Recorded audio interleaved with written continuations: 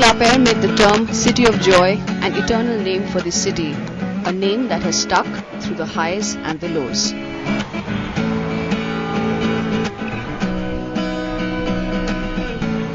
Kolkata is known for its warmth, its passion, its Roshagollas and its football. But there's more to the city than just that. This is for sure that Calcutta grows on you.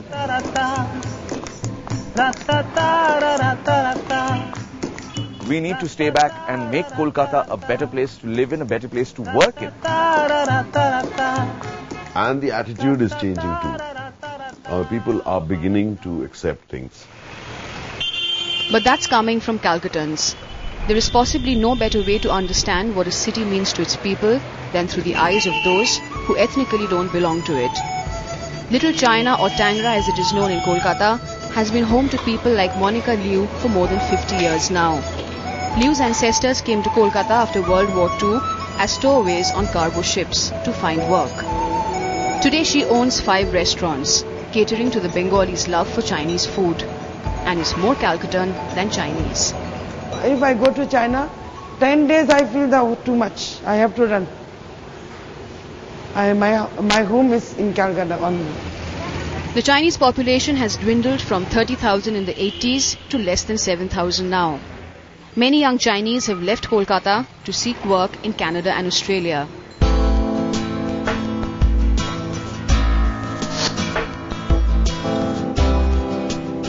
Monica's daughter, 35-year-old Miranda Wu, is one of those who refuse to leave Kolkata. She says India will always be the motherland and Kolkata home. Today, if you see, like, we've watched the Olympic, and we see this Rabindra getting gold. We feel so proud. And then there are the Anglo-Indians. Born to British fathers and Indian mothers, they were considered outsiders for a long time. Many left in search of better jobs in Australia and the US because they felt alien in Kolkata, but not anymore. Derek O'Brien is one of the most recognizable Anglo-Indian faces of Kolkata, as quizmaster, author, and more recently, supporter of Mamata Banerjee. He has lived in Kolkata for more than 45 years, speaks and reads Bengali, It's very easy for you to say. married a Bengali, and now dabbles in Bengal politics. It's been 60 years since independence. For the first 30 years, there was still that hangover. After maybe 30-35 years, you say, hello, whoever's gone is gone, and no one wants to leave and go to Australia or England, and that's great news. Anglo-Indians in Kolkata have today moved from traditional places of residence like Elliot Road and Ripon Street to South Kolkata localities like Picnic Gardens and Behala. For a lot of them, this change of residence symbolizes the long and often painful journey they've made since 1947. Living with prejudice was often part of the package, but today, Anglo-Indians in Kolkata have carved an identity for themselves.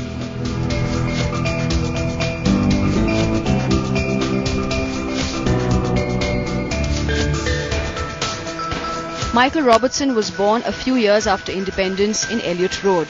Today, he lives in upmarket Middleton Row and manages this swanky spa.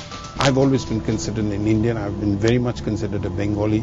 My thinking is Bengali. So I very much identify with this state, and I'm very proud to be a Bengali. And then there are those who are today looking at the city of their birth with newfound adoration. Kolkata's Generation Y. At a time when the state's image has got a serious battering, these are people who are asserting their Bengali pride far more vehemently than before. Kolkata always had this image of being a very cheap place to live in, but with a terrible work culture. But now, surprisingly, young Calcuttans are opting to stay on in Kolkata and make something of their lives.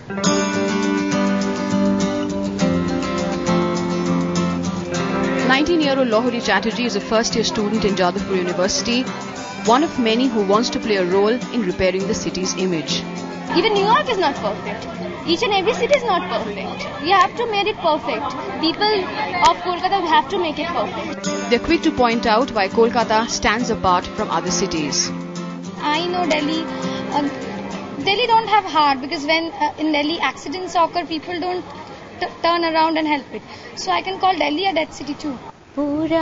পুরানো সেই দিনের কথা ভুলবি কি রে হায় সেই চোখের দেখা প্রাণের কথা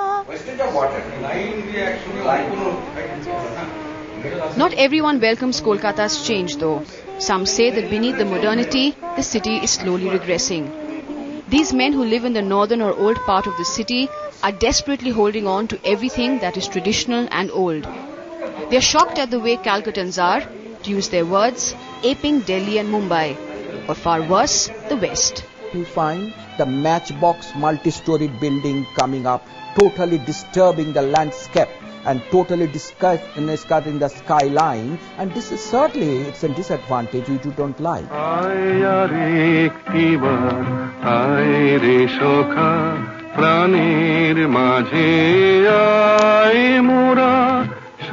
It's a city that is today often leaving the old behind and embracing the new. But what hasn't changed are the endless debates of Kolkata, for Kolkata, and by Kolkata. Coming up, how Kolkata balances its old passions with its new loves. If you eat Maj Bhat, you are also eating biryani also.